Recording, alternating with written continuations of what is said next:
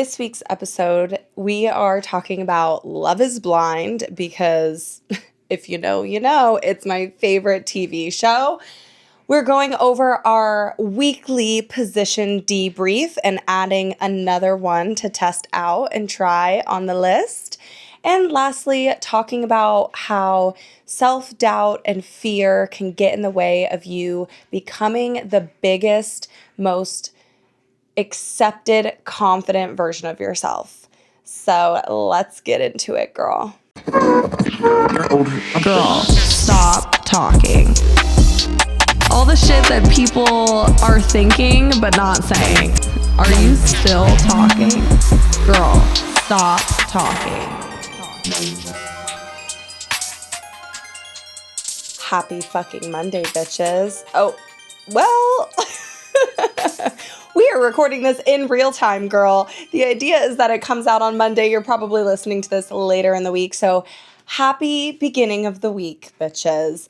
I have a stacked episode for you. I quite literally have notes from Love is Blind. I have hot takes. We're going to go over our 3 wins. I wrote everything down. I'm just super excited to talk about this episode. It's going to be all over the place, but discussing, so many fun, relatable things. First of all, Love is Blind is back, and we were gifted from the Valentine's Day gods yet again another season, which we're going to completely get into later on in this episode. So if you're not all caught up, I think they released like 5 episodes. I will give you a warning on when we're going to start chatting about it, and you can skip through that or finish the episode after you're done watching, or just continue to watch because who fucking cares? And then, of course, we're going to go over our 3 wins of the week and our weekly sex position debrief, and add another to the list. I'm stacked. We are stacked this week. I feel like so much has happened and not quite took a turn for the worse, but I definitely have a story time about how the fear creeps in and starts to tell us that we can't do the things that we are reaching and trying to do. And I'm going to tell you an example of something that directly impacted me that was I felt like a little embarrassed about, and I had to turn that around into positive beliefs on pushing myself to become more confident in certain spaces. So I'm really excited. Let's start off our week with our weekly win. My first one, first of all, I got a shout out. We finally had a weekly win listener comment in the YouTube comments. Girl, thank you, girl. If you are watching this episode as well, keep sharing your weekly wins wherever you are listening. I want to be able to support you guys, and I respond to all the comments. I read all the comments, and it really helps the show. So it is official. That could be a win in itself. We finally have people participating in outside support other than just listening and watching. I also love when you guys DM me and say that you watch on your TV. What? Like, I'm quite literally a star. Are you kidding? I would absolutely love nothing more than to see myself on your TV. I'm not even kidding. If you're watching YouTube on your TV and you're watching this, like literally on your TV, please snap a picture and tag me on Instagram. I would love you forever. Okay, win number 1. My clients in my fitness program, in the Get It Girl fitness coaching program, are killing it this week. I feel like we have kind of pushed through some of these obstacles together, and everybody is stacking wins this week, and everybody seems so driven and focused and like excited about showing up and checking things off the list. So girls, if you're listening, I see you. I'm so proud, and it's a win on both ends. Okay, win number 2. We may fly through these. Actually, no, because number 3 is going to give us a story time that I'm probably going to ramble about. Number 2, I did start 75 Hard. I am really proud of myself. I know I chatted with you guys a little bit about how I wanted to start. After being a week in, it's actually been a lot easier than I have anticipated it being. I remember back before I really got involved in my fitness journey and really showing up for myself and like making commitments to be active and just kind of change my lifestyle, I looked at 75 Hard and I remember thinking like, I think I would fail at that. And I don't know if I'm in the position to get off the couch and feel like I can't do something. It is a challenge based off of discipline and holding commitments to yourself. When you look at it in its entirety, and I'm not going to go through the rules exactly, but you guys can look them up if you want. I'm going to share some of the things that I've been doing and like how I'm implementing it in my life, and then I'll share the win with you. I'm so excited. But I really wanted a challenge. I'm coaching all these girls and helping them make changes and seeing them stack wins. And sometimes we just go through the motion of the day. And I think when you really start showing up for yourself, you have to continue to ask yourself, like, am I still staying stagnant or am I challenging myself? One thing about me, your girl loves a list, okay? So that's kind of what 75 Hard is for me. I know that like at this point in my journey, I don't struggle with the discipline part of it. I am disciplined and I know just like what feels good to me now. What I'm doing basically for my diet, you get to choose a diet or like a lifestyle change that you are supposed to follow. And there's no cheat days, and then no alcohol is a part of it as well. The diet that I'm doing is really just sticking to my macros. Yes, as a coach, I track my food every single day.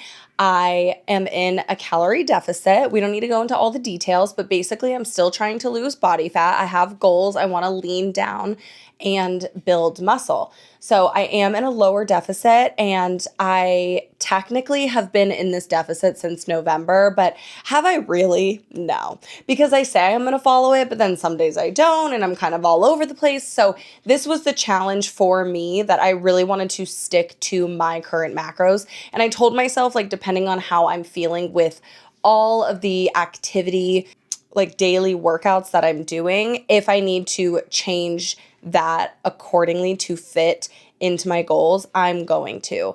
I'm not looking at this as like restriction. I'm just looking at this as like mental discipline, like a push, you know? And I want to say that to say, I also have a weekend that I'm going to be going out of town, and all 75 Hard people that are so into it, they're going to be like, if you miss one day, you have to start over. That's what the program says. What I'm doing is I'm fitting these things into my lifestyle so that I can like get positive results, not just trash myself so that I feel like shit and then I can end the program being like, I did it, but you know, I'm sick and lost muscle and I hate my life and I'm miserable. Like, that is not the point. The point is to create something that is going to benefit your lifestyle. And so if you guys are interested, or if you've been thinking about trying it or want to try it, I think that you should start slow. Anyone can do this. Your diet could be like, I'm not eating out. Okay. That's like kind of what I'm thinking. Stick to my macros, don't eat out. But I'm telling myself, if it fits in my macros, that's not a cheat meal, because that's real life. If I want to eat a fucking cookie, I'm going to program the cookie in and schedule my day around it so that I can have what I want to eat, because that's how real life works. And that's something that I talk about a lot in my program. So anyways, I got kind of off track. However, I am intentionally telling myself, I know this is in the middle of 75 Hard, but I'm going to be to the book up until then. I'm going to have the weekend. I'm going to allow myself the weekend. I'm still going to work out. I'm still going to do my 2 workouts. If I want to have a drink, I'm going to have a drink.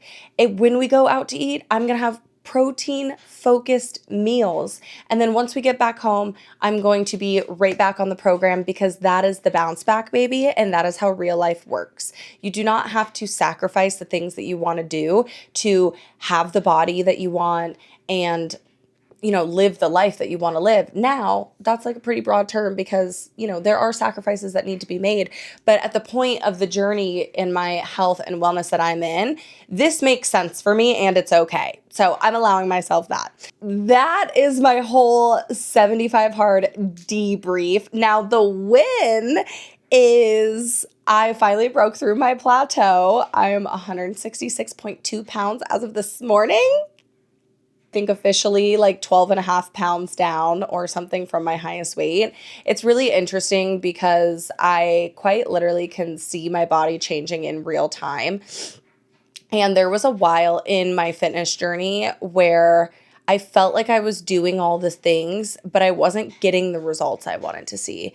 And it's really hard when you're in a position like that because it feels so much easier to just give up. But can you imagine, like, it's kind of that thing where you're like, as soon as you're about to give up, you don't know what's on the other side, where I can't think of an example, but you know what I mean. And I just feel so grateful and like proud of myself that I didn't stop showing up to the gym. I just continued to do what I knew and what I was taught and what I've learned.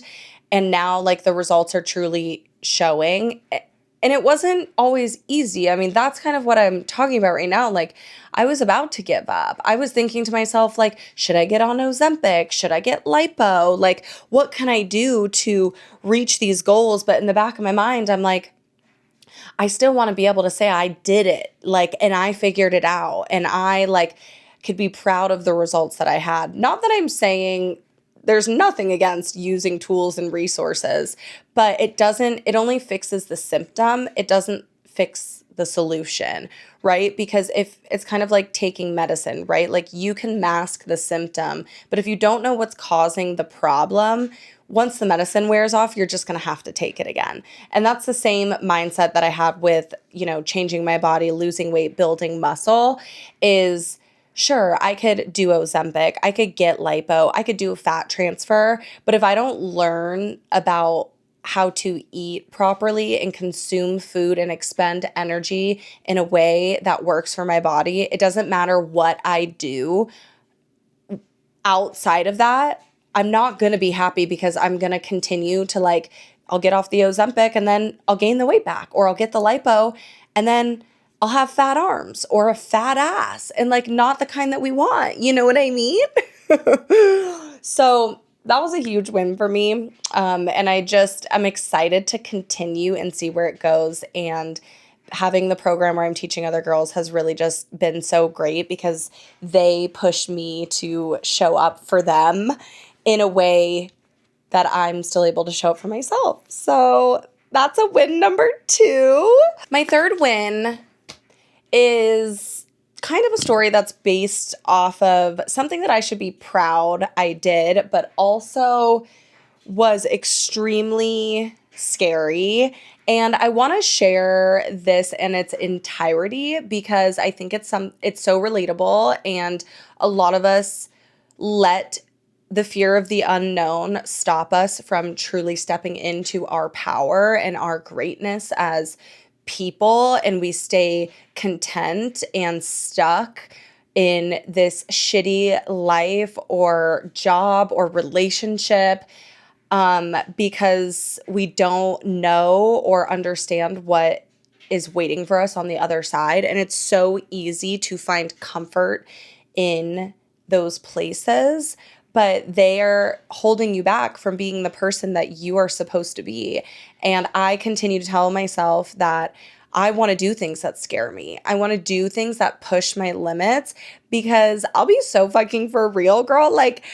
I cannot be afraid of public speaking. Okay, this is what the story has to do with. And this is something that I shared on my Instagram, and I have not posted the follow-up because I'm low-key was embarrassed and I really needed to digest what happened and be upset with myself, but then also find the silver lining and turn 180 that and be proud because it has equal parts embarrassing and successful story. Okay. But you guys are going to be the first to hear it. So yes, one of my biggest fears is public speaking. And I'm sure most of you are like, what? That doesn't even make sense. I know, okay? I know it doesn't make sense. But it is so different from being here in this room where I'm literally talking to you guys, but I'm by myself, and being in front of someone having to do the same thing. Like if I was in a recording studio, I'm sure I would get over it, because it's like eventually you just get over these things. But Chance and I had gone to a recording studio to do an episode once, and I was just like shaking in my boots. Something about the lights, camera, action, people being around, other people listening. I feel so much pressure, and I know where it comes from, okay? I literally feel like I am the little third grade girl that has to present a book report in front of the class. And I was not the best reader, especially aloud. And so there was a lot of fear when I had to step up and all eyes on me and hold the authority and the attention of people in a space like that. And I know that's where the fear comes from, okay? From a lived traumatizing experience. And I want to get over it. I want to get over it because I see myself on stages, girl. Like what I would love so much. Like I can't wait until this podcast pops off and I can go, I'm making money full time, just here sharing knowledge and tips and helping women and encouraging them and inspiring them to be the fullest version of themselves and going on podcast tours. Like that's where I see this. That's where I'm going to be. And I'm like, girl, you're going to have to get over this fear. So I'm going to start with the win, and then we're going to get into the story. I had an audition to be a fitness coach at this place that I had gone to here and there. They are looking for a specific day and time, a new instructor for their classes.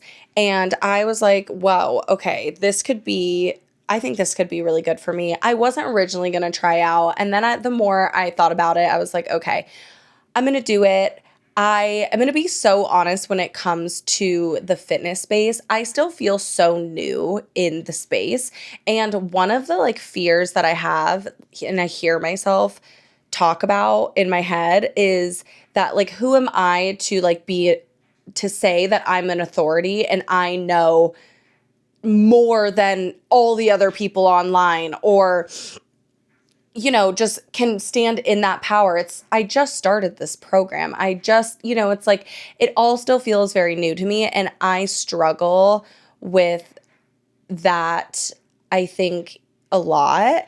And bless my girls' heart. All the girls that are in my program are so sweet. They're telling me how much they're enjoying the program and my advice and my tips and everything. And it's just been really nice to hear that, because I am very hard on myself, and I hear these limiting beliefs a lot of like, who am I to be an authority figure in this space? Or like, who am I to say I can help people change their bodies and their lives? Like, although I show up confident all the time, yes, I'm a confident person, but I still have fears. I still struggle with that limiting beliefs and that inner negative self-talk. I do my best to not. Like, thankfully, it's not about my body anymore, but it's still about like, how can I show up and help people? So I decided to push myself to do this audition. So I share those things to say, these are like two fears combined into one. I had to come up with workouts, a playlist. I had to public speak in front of a group of other coaches and the owners of this space. And then I had to teach them a workout. And I kept just living in the land of delusion. I did all the things. I even prepped and went over the workout, and I felt really, really good about it. And I'm like, you got this, girl. Like, it's going to be just like you're in the podcast room. You know these exercises. You know how to modify for them. You know how to coach. You're a good coach. I'm just saying all these affirmations for myself. Okay. And the way this class works is that it's kind of like HIIT strength training. So everything is done under like a time limit. It's like you're working the exercises for a certain amount of time and then you're off, but there's no stops other than that. Like it's not like when you're at the gym by yourself and you take a 3-minute break, check your phone. No, it's like 30 seconds on, 30 seconds off, 40 seconds on, 20 seconds off. whatever. So I go into this experience and I'm feeling a little nervous. I have everything set up. There's two owners, three coaches, and I have to lead the class, explain what we're doing, demo, and basically, coach all of them, encourage them, and do all the things. There's a lot of moving parts, okay? I thought I was all ready. And then I'm like, okay, so this is what we're doing today. Go over the exercises. And I'm like, all right, you guys ready? And go. And then I start and I'm thinking, because in the normal classes, they have a timer. And so I'm thinking the timer's going to go on. And I'm like, oh shit, there's no timer. And then I'm scrambling. And I'm like, this is the beginning, okay? This is literally like the first 30 seconds. They're supposed to be doing a warm-up. I didn't have a timer on my phone. I assumed the timer was going to be on, and it wasn't something that I had like prepared because of the way I've seen the classes go prior. And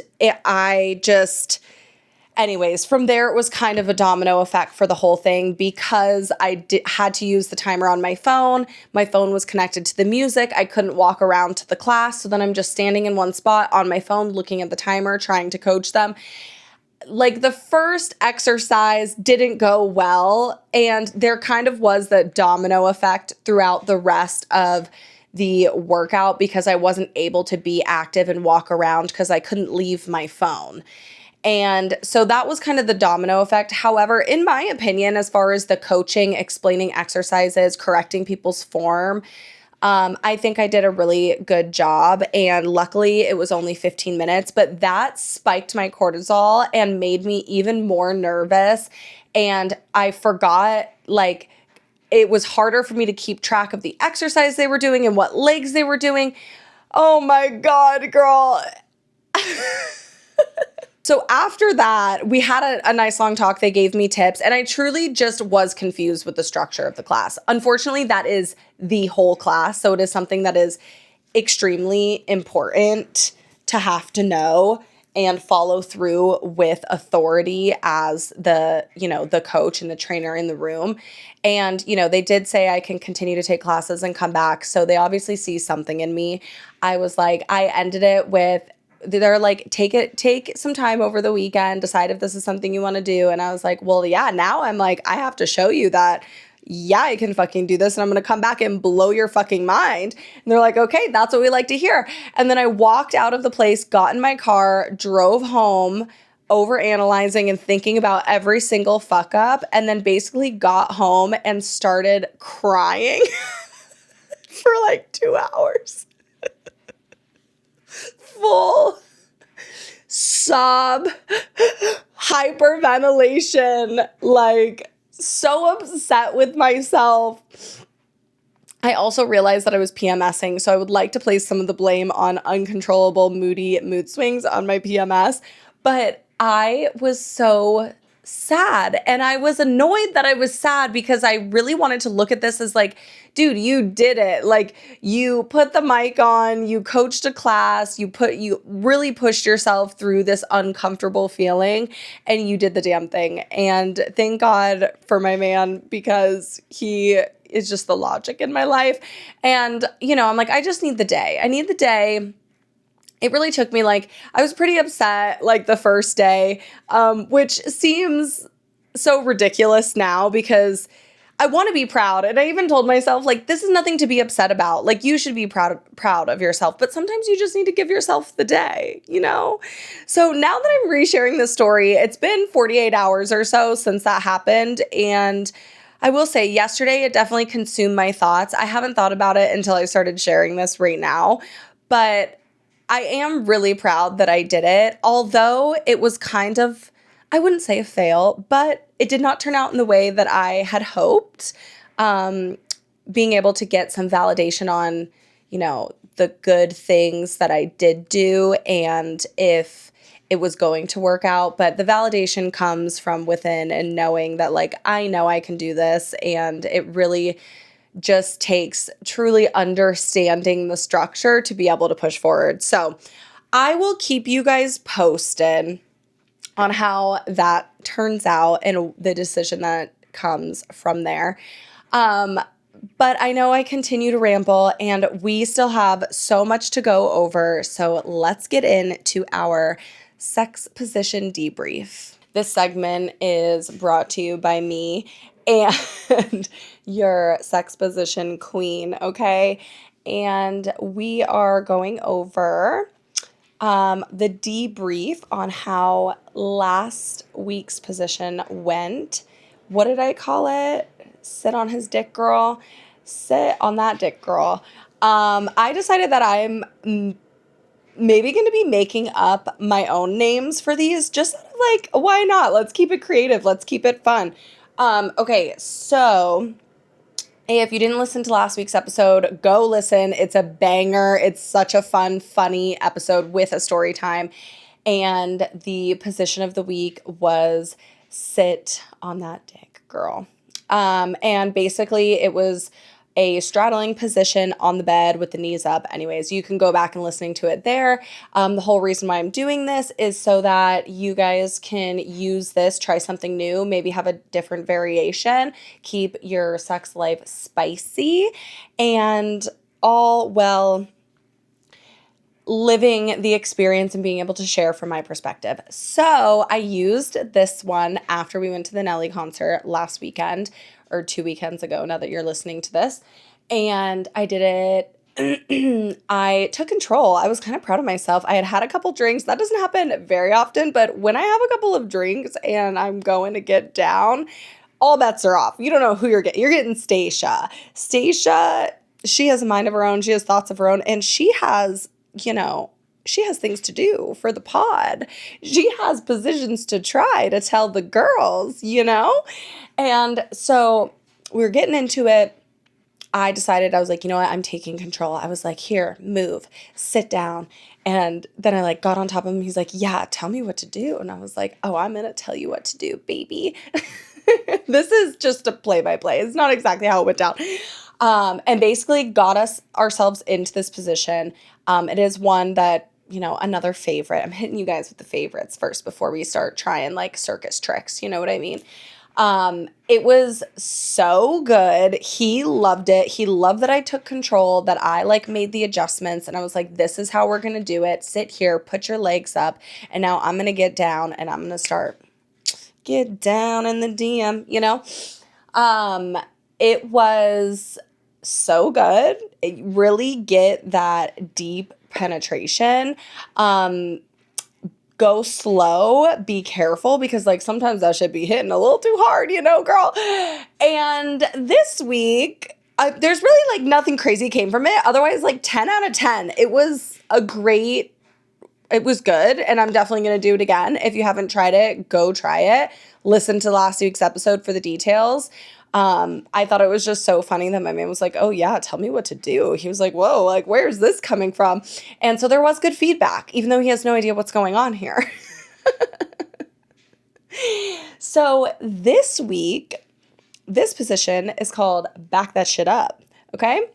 And basically you can do this, any variation of this. You're going to back that shit up. The way you're going to do it is you're going to bend over something. You can bend over a couch, you can bend over a bed, you can bend over the kitchen counter, and essentially he's going to come up behind you and start hitting it from the back. While he's hitting it from the back, you are going to back that shit up. So let me show you. You want me to show you? Look, let's see. Bend over. He's going to be behind you. Anyone can do this, by the way.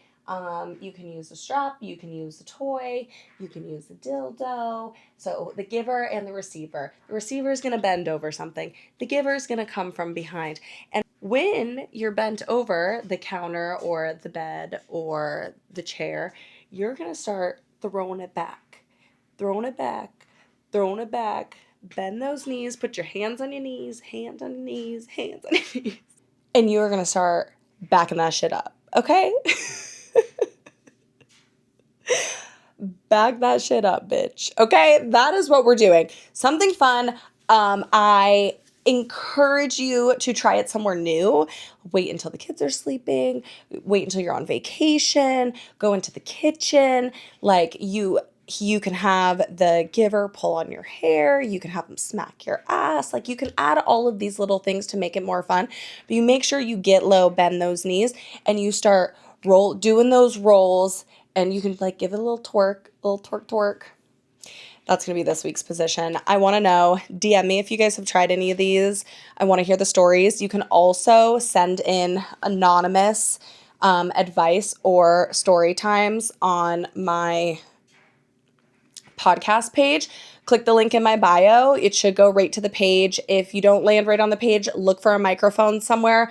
Click on that. You can send in a message completely anonymous. I will not share your name or anything like that. If you want to share your experience, please do, because that would be so fun. I'd love to start getting some feedback from you guys on all of this stuff. And I hope you're enjoying this segment. Let me know. Drop a comment in the YouTube comments or the Spotify comments and tell me if you like these segments, if you're learning something new, if you've tried it. Like, I genuinely want to know. I would love to see more comments, obviously. I know the position stuff, not everyone is as forward and open vulnerably online. So if you want to DM me, you can do that too. Okay. Last but not least, we are going to get into the Love is Blind segment. So let's get it, girl. I'm not going to fully get into the episode. I'm going to share some of my thoughts and takes just based off of the 5 episodes that I can remember. And then we'll kind of go from there, because I'm going to be so for real. Like, nothing crazy has really happened in Love is Blind yet. They released 5 episodes, and I felt like the first 2 episodes were all about Emma and her 3 love interests. Emma, I like her a lot. I feel like she has a lot of unresolved fears. I think she has a lot of fears which are going to hold her back, and I do feel like there's going to be some sort of crazy drama unless she really decides to just like let her walls down and open up. But understandably so, her backstory is a lot. She doesn't know who her parents are. She had the cancer and the scars on her arms, and she just has a lot of fears around, not knowing her birth parents and children, because I think it all ties together.